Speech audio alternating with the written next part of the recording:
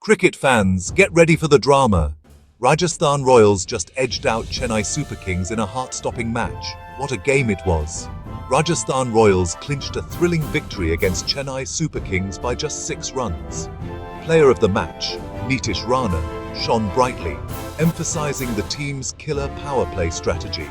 Skipper Rian Parag finally tasted victory this season, praising his squad's incredible bowling and fielding. On the flip side, CSK's captain, Ruturaj Gaikwad, admitted to missed chances, but couldn't help but applaud RR's fierce bowling, especially Wanindu Hasaranga's 4-wicket spell. The final over? Pure drama.